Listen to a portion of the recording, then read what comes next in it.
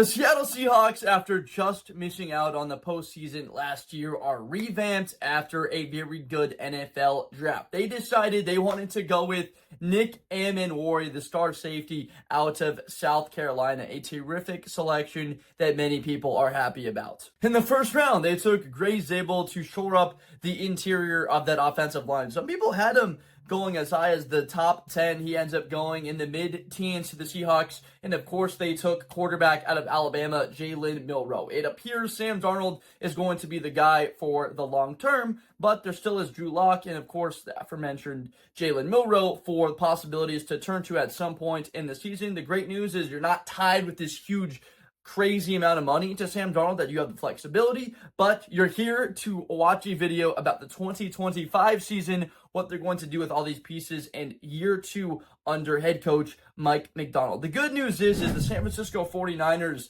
are not going to start off on a crazy hot foot. Remember that, 2 years ago, they started off like a 70-yard touchdown to Raheem Mostert, 2-3 years ago, whatever it was. And it was like, wow, like that San Francisco offense. That's not the case for the Niners this year. Like, is McCaffrey healthy? Is Ayuk going to be an impact coming back from injury? Is the defense going to be okay without Dre Greenlaw and Travis Ward, Hufanga? They don't have Leonard Floyd. Of course, Buckner and Armstead have been gone for a couple of years at this point.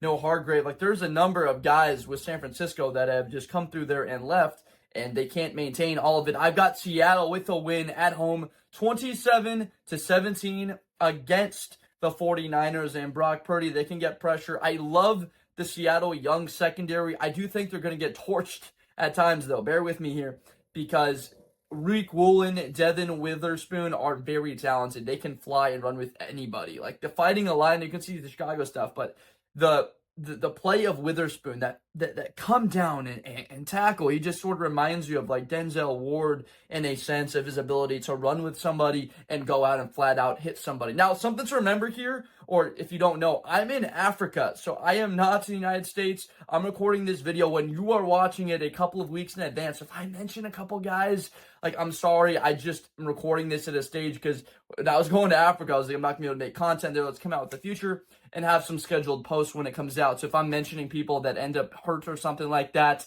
I apologize for that. I just don't have that knowledge as of right now. Week 2, they are at the Pittsburgh Steelers. Sam Darnold versus Aaron Rodgers appears to be, on paper, one of the, like that looks to be a fun matchup. Heinz Field, get to see that young defensive core square off against Aaron Rodgers, which just means it can go one of two ways. It can go pretty well, and they're able to lock him up. And another way, like, Rodgers just torches them, DK Metcalf. They can run the ball effectively with Jaylen Warren and the new kid out of Iowa, Caleb Johnson. And it doesn't turn like Freiermuth just everywhere in the red zone. Defensively, we know that the Steelers are a top 8 unit in football. They're in the top echelon of the sport, and they're going to be for years, continuing to invest on that side, the likes of Derek Harmon, of course.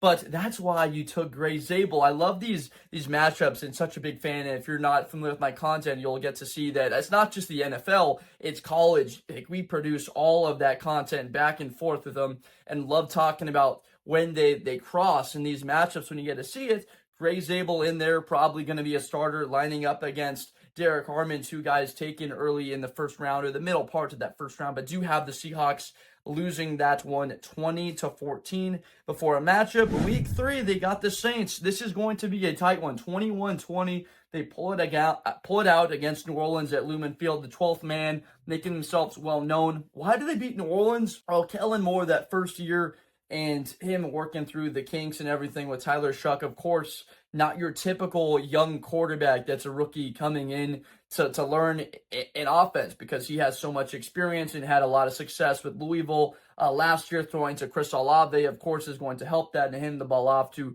the ever productive Alvin Kamara. After people thought he'd have a down year, he ends up being a good back a season ago. 21-20, the Seahawks pull it off, hinged on a good defensive play as well as the running the ball with Charbonnet. Of course, shout out to the UCLA Bruins. Week 4, they've got the Cardinals at home. Thursday night football, a nice matchup within the division against Arizona, a team I'm very up on because of the commitment to improving the defense. That's been a spot where it's like they got to improve that. I know at the end of last year, the Seattle needed the Rams to lose to the Cardinals. That drive at the end of the game, you were hinged on it. Kyler Murray and then the interception.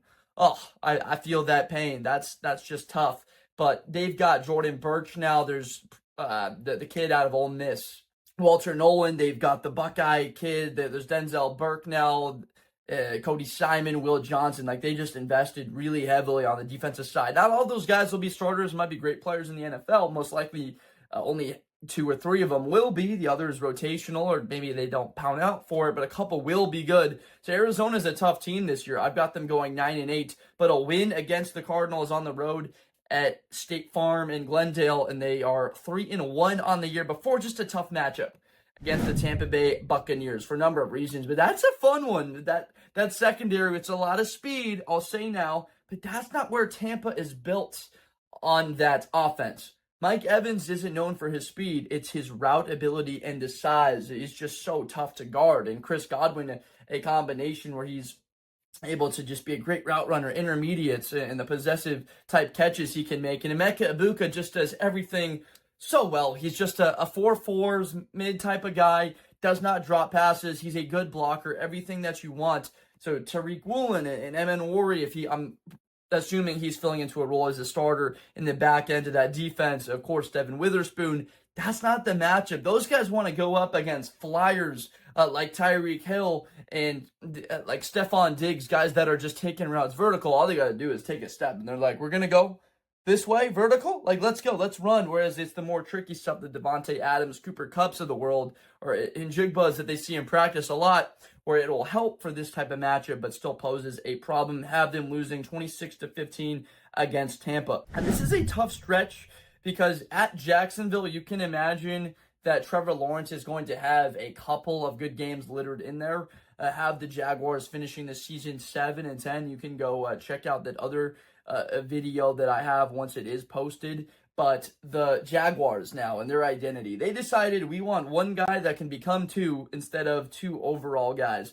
In that sense, it's potentially 3 because they could have gotten Mason Graham at 5, Quinshon Judkins in the second round, and then a future first rounder, whoever they took. Instead, they've only got one guy, Travis Hunter, that they took 2nd overall. No second rounder this year and no first rounder in the next season. That's one guy instead of 3 players. If it works out, could be amazing, but still 3 picks in the top 2 rounds. Most likely the Jags picking somewhere in the top 14 this year. It's like, that's a lot really to give up. But if it works, it makes sense. But most likely it's like, okay, it's a wash. Travis is a great player in the NFL, and he equals the production maybe of 3 good players. But do have them losing to the Jaguars 20-24, dropping them to 3-3 on the season before a very tough Monday night game hosting the Houston Texans. A top 3 team in the AFC next year. Believe they take another step, win the division once again. Not that that's a crazy thing for them to do, but the weapons that they brought in there to Houston on the outside, as well as, they lose Laramie Tunsil, obviously that hurts, but that Houston team's going to be fine. Of course, the offensive line struggled throughout last year. If they do once again and they can't run the ball at all, Stroud's just got Nico Collins and Tank Dell coming back, Higgins and Jalen Noel out of the Iowa State. Those guys, it's just a legitimate core along with Dalton Schwartz. And defense, they can fall back on. 35-20, they lose after a promising start of 3-1. They fall to 3-4. Don't worry as far as this part. After the bye week, they are at the Commanders, and it's like a tough stretch. Like, holy cow. We're at the Commanders. We're playing the Cardinals, who already beat us, if this is the case, and then at the Rams. Like, man, this could get away from us. I think they beat Washington. Why? Because Washington is a team with Jaden Daniels, where if you don't have a guy that can go sideline to sideline and cover a great athletic edge rusher, then he's going to make you pay. Getting outside the pocket, getting to the edge of the defense, either running or throwing, Nick Emmanwori. He is that Cam Chancellor player of the future of what you have in Seattle. A mesh of Cam Chancellor and Earl Thomas into one rangy freak athlete type guy. Not to mention, of course, that defensive line that Seattle has. We'll talk about that in a second when their matchup comes against the Rams and we talk about more defensive lines. But Emmanwori is the type of player that you can say, hey, we want to take Jaden Daniels' legs out of this game. He's like, all right, roger that. And it ends up happening. Roger that. Shout out David Goggins. But 4-4 on the year, and they fall to the Washington Commanders before another divisional matchup against the Cardinals. I think they get him this time around and beat him 21-20 because Marvin Harrison will have his impact the first time around when they do square off, but he's one guy. Obviously, there's Trey McBride. The Cardinals don't have like that other star. Like, they got the two. A lot of these teams now have three deep, like Houston, where I just mentioned, that they have three deep players where they can target the ball. But if there's only two, and then Worry, Witherspoon, Woolen, like they can surround to be able to cover those two guys and find a way. And this one is a tight battle. They're able to limit the effect of Connor and pull out a win from 3-4 now to 5-4 on the season before a road matchup with the Rams. Now, the Seattle Seahawks defensive line, of course, there's Byron Murphy, there's a lot of faith in him for the future. There's Leonard Williams that you brought over from the New York Giants, investing in him. DeMarcus Lawrence that you brought over from the Dallas Cowboys, who's been productive for a long time. Not the same DeMarcus Lawrence that was piling up 11.5 sacks, 9.5, 12, 13, but that there's still that veteran presence that of course helps. And then Derek Hall, Jonathan Hankins, that is a solid defensive line and a very good back end secondary with those three. The biggest question, like it was last year with like Jerome Baker in the middle with Mike McDonald, was like that linebacking core was a lot of questions, and it didn't end up performing at a high level. Going up against that Rams defensive line, and they're young and talented and a little bit, of course, younger. I know Murphy's a second-year player with Byron Young, Fisk verse. I've basically talked about it in every video that I talk of the Rams, but get those names in your head. Braden Fisk, Jared Verse. I'm going to say them every time the Rams come up in a video I'm speaking about in the NFL season, because they are underrated unless you're talking about fans that really know or analysts that know the sports very well. Get those names through your head. I have them losing to the Rams 33-14. Matthew Stafford being able to find ways to manufacture. Like, that's the matchup. Witherspoon versus a Devontae Adams guy. That's not just going to run by you every time as they'll take that step in a fade pattern. He has that chemistry with Stafford, and then Nakua, the same thing. Guys that are shiftier, like Lad McConkey type of ability, finding that space in the defense and using leverage against you and making it tougher covers than even a guy that's just a straight out burner. Like, I'll just say like a Matthew Golden, for example, maybe a Luther Burden. At that point, they're 5-5 before a very tough stretch. This might be received poorly by Seattle Seahawks fans. I'm going to look you directly in the eyes for this, but I don't trust Sam Darnold. Didn't trust him with Minnesota last year, and you saw what happened. I have a losing streak coming here. They lose at the Titans, which is like the epitome and where the season hits a down stretch. They lose 28-24.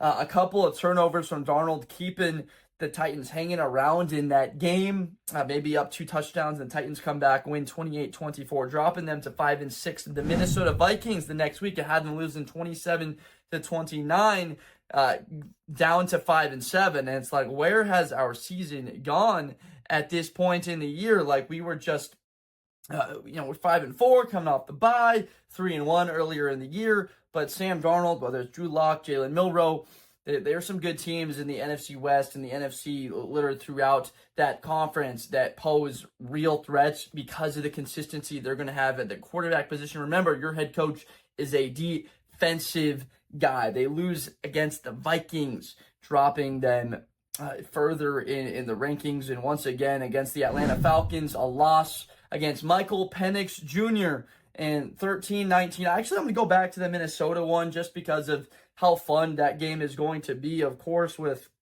Jefferson and Addison and tough matchups for Woolen and Witherspoon. A lot of people didn't pay attention to Seattle. There's the Dallas Cowboys that drop our eyes, and the Green Bay Packers on Fox, the Chiefs, the Bills, Ravens, and the Bengals with all these points. The Seattle Seahawks secondary was lost in the wash. And in other videos, I've talk negatively about these guys specifically because I want to see them perform against some of the veteran players at a high level and just lock a couple people. You don't have to lock people down to be great, but I want to see more takeaways from their touted as these great talents, taken very highly. Let's see that level of production. What was Witherspoon, a 5th overall pick as a cornerback? Let's see it.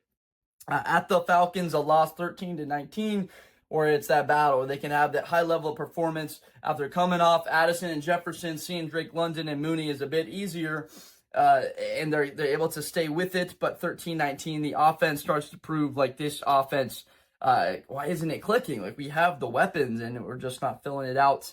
Another loss, number 9 on the season, moving them to 5-9 against the Colts after being 5-4, 26-20. This one hurts a lot, but the season has already been, at that point, lost by Seattle fans. And this loss comes at a point where it's just at home, and there's frustration, more turnovers, whether it's Milroe. Would love to see Jalen Milroe play at some point. You can call it hate on Sam Darnold. It's not hate. It's just I had a feeling with that core that you would see the fall off, and we saw the poor play against Detroit in big moments and being down there in the red zone and not converting those into 7s, as well as in the playoff game against the Lions that was over in the first quarter. After that game, they're playing at home against the Rams, and you see that surge. Maybe it's Jalen Milroe bringing some energy into that team against the Rams on a Thursday night game, and that game can't be flexed out. That will be on Thursday night. I've got them winning 24-22. This is why I like people watching all the way through, of course, is because of the impartial element. I have, the NFL, any team can win a given week. There's a lot of matchups that are going to happen when people are like, how did that happen? The Rams are one of the better teams in the conference, and they lost to the 5-10 Seahawks, but I've got that marked in 24-22. The Seahawks get the best of the Rams after that loss earlier in the year that set them on a spiral. The next week, they're at the Carolina Panthers, come with a win 31-28, and it's just the matter of questions why is this defense giving up so many points? It was great for the offense, but next year something needs to happen on the defensive side of the ball to really get things right. I think it's in the form of a linebacker that they're able to take to shore up the middle of that defense, and then they're at the 49ers for a loss to end the season, which would put them at 7-10 overall. Most likely both those teams don't have anything to play for at the end of the year. I'd imagine a lot of people's heads, they might have the 49ers and Seahawks at the top of the division, but we're comparing Matthew Stafford to those guys at the quarterback spot, and then what the Rams are going to have on defense, as well as receiving core and the coaching advantage I think that they have over Mike McDonald or Jonathan Gannon with the Cardinals. And of course, Kyle Shanahan's a great coach, but I think it's the rent, the maturities, that wall of maturities if you're in finance. I'm not, but I just know the term has come and do so to say. Let me know in the comments what you think about the Seattle Seahawks going 7-10 in my estimation next year. You can tear me apart, tell me I'm a genius about it, but overall, that's what I think I see happening. Subscribe for more content, please, going forward here, even if you're a Seahawks fan and you are upset. Is the opinion, and kind of looking through the schedule, these things can bounce a different way, and something ends up happening. They've been a good team for a while, but 7-10 overall. Let me know what you think, and make sure to subscribe for more content in the future, and I will see you guys next time. Appreciate you. Best player in college football. That Georgia and Ohio State game, New Year's Eve, is going to be a classic. Josh Blunder, hi everybody, I'm Josh Blunder. To the 40, 35, 30, Espinosa to the 20.